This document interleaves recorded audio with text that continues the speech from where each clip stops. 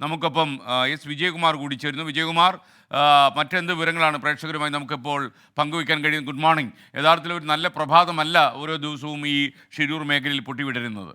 പറയൂ. S K, തീർച്ചയായും നേരത്തെ എല്ലാവരും സൂചിപ്പിച്ചതിൻ്റെ ചേർത്ത് വെച്ച് തന്നെയാണ് എനിക്കും അക്കാര്യത്തിൽ പറയാനുള്ളത്. എസ് കെ, ഏറ്റവും പ്രധാനപ്പെട്ട കാര്യം, ഇന്നലെ പകൽ നടത്തിയ പരിശോധനയിൽ നമുക്ക് ലഭിച്ചത് വളരെ വിലപ്പെട്ട വിവരങ്ങൾ തന്നെയാണ്.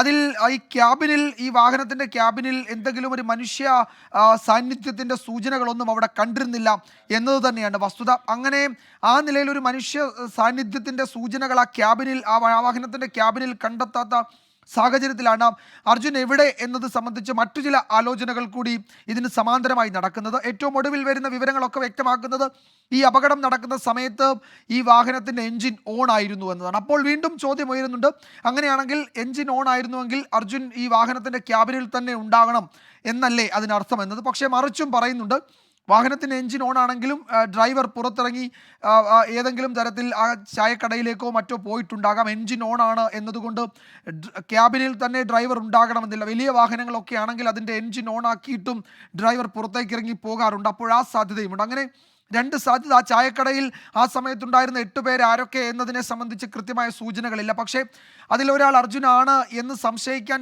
തക്ക സാഹചര്യമുണ്ടെന്ന് കാർവാർ എസ് പിയും കാർവാർ MLAയും ഇന്നലെ പറയുന്നുണ്ട്. അതുകൊണ്ടാണ് ആ ചായക്കട ഇരുന്ന ലക്ഷ്മൺ എന്ന് പറയുന്ന ആളുടെ ചായക്കട ഇരുന്ന ഭാഗത്ത് തുടർച്ചയായ പരിശോധന നടത്തുന്നത്.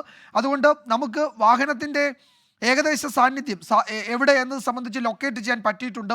അത് മേജർ ജനറൽ ഇന്ദ്രപാലൻ സൂചിപ്പിച്ചതുപോലെ ആ ലൊക്കേഷൻ 3 എന്ന് പറയുന്ന സ്പോട്ട് 3യിലാണ് ആ ലോറി അല്ലെങ്കിൽ ആ ട്രക്കിന് സമാനമായ വസ്തു കുടുങ്ങിക്കിടക്കുന്നതെന്ന് നമ്മൾ ഉറപ്പിച്ചിട്ടുണ്ട്. അതൊരു കാര്യം. മറ്റൊന്ന്, ഈ ട്രക്കിൻ്റെ ക്യാബിൻ വേർപെട്ടോ എന്നതാണ് മറ്റൊരു പ്രധാനപ്പെട്ട കാര്യം. ഭാരത് ബെൻസിൻ്റെ ഭാരത് ബെൻസിൻ്റെ എഞ്ചിനീയേഴ്സ് അവർ പറയുന്നത്, അങ്ങനെ സാധാരണഗതിയിൽ ഇതിൻ്റെ ക്യാബിൻ വേർപെട്ട് പോകില്ല, അങ്ങനെ ക്യാബിൻ വേർപെട്ട് പോകാവുന്ന തരത്തിലല്ല ഈ വാഹനത്തിൻ്റെ നിർമ്മാണം എന്നാണ് അവർ ഔദ്യോഗികമായി ഈ രക്ഷാദൗത്യ സംഘത്തെ അറിയിക്കുന്നത്. ക്യാബിൻ വേർപെട്ട് പോയിരുന്നുവെങ്കിൽ മറ്റൊരു തലത്ത് നിന്ന് ഒരു 5ാമതൊരു സിഗ്നൽ കൂടി ലഭിക്കുമായിരുന്നു എന്നാണ് ഇന്ദ്രപാലൻ പറയുന്നത്. 4 ലൊക്കേഷൻ 4 സിഗ്നൽ ലഭിച്ചിട്ടുണ്ട്. 5ാമതൊരു സിഗ്നൽ ലഭിക്കാത്തതുകൊണ്ട് ഈ ക്യാബിൻ ഈ വണ്ടിയോട് കൂടി ചേർന്ന് തന്നെ നിൽക്കുന്നുണ്ട്. അത് ഒരു സ്ട്രക്ചറായി തന്നെ നിൽക്കുന്നുണ്ട്. അത് വേർപെട്ട് പോയിട്ടില്ല എന്നതാണ് അവർ നൽകുന്ന ഒരു വിലയിരുത്തൽ. ഇന്നലെ ഒരിക്കൽ കൂടി രാത്രിയിൽ ഈ തെർമൽ സാധ്യത, മനുഷ്യൻ്റെ സാന്നിധ്യം അവിടെ ഉണ്ടോ എന്നറിയാൻ ഈ രാത്രിയിലെ കാലാവസ്ഥയിൽ, കുറെ കൂടി തണുത്ത കാലാവസ്ഥയിൽ പുഴയിൽ ഒരു ഡ്രോൺ പരിശോധന നടത്താൻ മേജർ ജനറൽ ഇന്ദ്രപാലൻ്റെ നേതൃത്വത്തിലുള്ള സംഘം തീരുമാനിച്ചിരുന്നു. പക്ഷേ അവർക്കതിന് സാധിച്ചില്ല. മോശം കാലാവസ്ഥയെ തുടർന്ന് ഡ്രോൺ ഇറക്കാൻ കഴിഞ്ഞിട്ടില്ല എന്നാണ് നമ്മൾ മനസ്സിലാക്കുന്നത്. അപ്പോൾ അതിനർത്ഥം ഇന്നലത്തെ രാത്രിയിലെ പരിശോധന നടന്നിട്ടില്ല. പകൽ നടത്തിയ പരിശോധനയിൽ മനുഷ്യ സാന്നിധ്യത്തിൻ്റെ സൂചനകളൊന്നുമില്ല. അതൊരിക്കൽ കൂടി ഉറപ്പിക്കേണ്ടതുണ്ട്. അത് ഇന്നലെ രാത്രിയിൽ അസാധ്യമായിരുന്നു. അവിടെയാണ് നമ്മൾ നിൽക്കുന്നത് എസ് കെ. നമ്മളുടെ ഒരു അനിശ്ചിതത്വം എന്ന് പറയുന്നത് അവിടെയാണ്. നമുക്ക് മുന്നോട്ട് നീങ്ങാൻ ഈ പകൽ എന്തൊക്കെ ചെയ്യാൻ കഴിയുമെന്നതാണ് വസ്തുത. പക്ഷേ യഥാർത്ഥത്തിൽ ഈ പകൽ നമുക്ക് മുന്നോട്ട് നീങ്ങണമെങ്കിൽ നാവികർക്ക് വെള്ളത്തിലിറങ്ങി അതിൻ്റെ സാന്നിധ്യം പരിശോധിക്കണം, ക്യാബിനിൽ പരിശോധന നടത്തണം, അതിന് മനുഷ്യ സാധ്യമായതൊക്കെ ചെയ്യണം. പക്ഷേ അപ്പോഴും ഈ പുഴയിലെ കുത്തൊഴുക്ക്, ഇന്നലെ മിനിഞ്ഞാന്ന് 20 നോട്ട്സ് ആയിരുന്നു അതിലെ കുത്തൊഴുക്ക്. ഇന്നലെ ഉച്ചയായപ്പോഴേക്കും അത് 15ആയി. ഇന്നലെ വൈകുന്നേരം ആയപ്പോഴേക്കും 6-7 നോട്ടായി. പക്ഷേ 2 അല്ലെങ്കിൽ 3, അതാണ് അടിയൊഴുക്കിൻ്റെ, നമുക്ക് മനുഷ്യന് പരിചയസമ്പന്നരായ മുങ്ങൽ വിദഗ്ധർക്ക് നേരിടാൻ കഴിയുന്ന ഈ അടിയൊഴുക്കിൻ്റെ പവർ എന്ന് പറയുന്നത് 2ആണ്. റിസ്കി ആണ് 3. ഒരു മനുഷ്യജീവൻ കുടുങ്ങിക്കിടക്കുന്നുണ്ടെങ്കിൽ 3 നോട്ട്സിലൊക്കെ വിദഗ്ധരായ നാവികർ വെള്ളത്തിലിറങ്ങി മുങ്ങും. പക്ഷേ ഇവിടെ 3 അല്ല, 4 അല്ല, 5 അല്ല, 6-7 ആയിരുന്നു ഇന്നലെ പകലുണ്ടായിരുന്നത്, ഉച്ച കഴിഞ്ഞുണ്ടായിരുന്നത്. അപ്പോൾ ഇന്ന് എന്താണ് അതിൻ്റെ അവസ്ഥ എന്ന് നമുക്കറിയില്ല. ഇന്നലെ വലിയ മഴ പെയ്തിട്ടുണ്ട് രാത്രിയിലും ഇന്ന് പുലർച്ചെയും ഒക്കെ. ആ വെള്ളമൊക്കെ ഈ പുഴയിലേക്ക് വരുമ്പോൾ അടിയൊഴുക്ക് കൂടും. അങ്ങനെയാണെങ്കിൽ നമ്മൾ ഇന്നലെ നിന്നിടത്ത് നിന്ന് നമുക്ക് മുന്നോട്ട് പോകാൻ കഴിയുമോ എന്നറിയില്ല. യഥാർത്ഥത്തിൽ നമ്മുടെ ദൗത്യത്തിൽ ഒരു അനിശ്ചിതത്വമുണ്ട്. അത് തുറന്നു പറഞ്ഞേ മതിയാവും.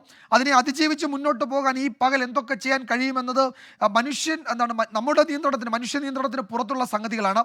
അതിനെ അതിജീവിച്ച് നമുക്ക് എന്തൊക്കെ യന്ത്രസാമഗ്രികളുടെ സഹായത്തോടെ മുന്നോട്ട് പോകാൻ കഴിയുമെന്നറിയില്ല. ഇനിയിപ്പോൾ വാഹനം ഉയർത്താം നേരെ എന്ന് വിചാരിച്ചാൽ അവിടെയും പ്രശ്നമുണ്ട്. നമ്മൾ ഈ ഉരുക്കിൻ്റെ വലിയ ഹുക്കുകൾ ഈ വാഹനത്തിൽ ഘടിപ്പിക്കണം, അതിന് ആളിറങ്ങി തന്നെ അത് ചെയ്യണം. അതും അസാധ്യമാണ്. അപ്പോൾ ഇന്നലെ നമ്മൾ നിന്നിടത്ത് നിന്ന് നമുക്ക് എത്ര മുന്നോട്ട് പോകാൻ ഇന്ന് പകൽ കഴിയുമെന്നറിയില്ല. അതുകൊണ്ട് അനിശ്ചിതത്വമുണ്ട് എന്ന് തുറന്നു പറഞ്ഞു വേണം എസ് കെ നമ്മൾ ഈ രാവിലെ ഈ വാർത്തയുടെ വിശദാംശങ്ങളിലേക്ക് കടക്കാൻ. Okay, thank you Vijayakumar. Seena Muhammad പറയുന്നു, അർജുൻ മടങ്ങി വരുന്നു എന്നുള്ള രീതിയിൽ കാര്യങ്ങൾ പറഞ്ഞ് 24 ആളുകളെ കൊതിപ്പിക്കുന്നില്ല എന്നുള്ളത് കാര്യത്തിൽ ആശ്വാസം പ്രകടിപ്പിക്കും. നമുക്കറിയില്ല അർജുന് എന്ത് സംഭവിച്ചു എന്ന് അറിയാൻ. ഒരു അടിത്തട്ടിൽ ഒരാൾ ഒരാൾ കിടക്കുന്നുവെങ്കിൽ ദിവസങ്ങളോളം ഒരു മനുഷ്യന് അങ്ങനെ കിടക്കാൻ പറ്റില്ല. ഭൗതികമായ യാഥാർത്ഥ്യം അതാണ്. മാത്രമല്ല അർജുൻ കടയിലായിരുന്നു, ഈ മണ്ണിടിച്ച് നടത്തുന്ന സമയത്ത് ലോറിയിൽ ഉണ്ടായിരുന്നു. ഇങ്ങനെ ഒരുപാട് ചോദ്യങ്ങൾക്ക് ഉത്തരം കിട്ടേണ്ടതുണ്ട്. നിർഭാഗ്യവശാൽ ഈ മണ്ണിടിച്ചിൽ സമയത്തുണ്ടായിരുന്ന ആളുകളെല്ലാം മണ്ണിനടിയിൽ പെട്ടുപോയി എന്നതുകൊണ്ട് തന്നെ ആരും അഭിപ്രായം പറയാനായിട്ടില്ല. ഒരു ഫോൺ കോളിൽ മാത്രമാണിപ്പോൾ ചില നിഗമനങ്ങൾ നടത്തുന്നത്.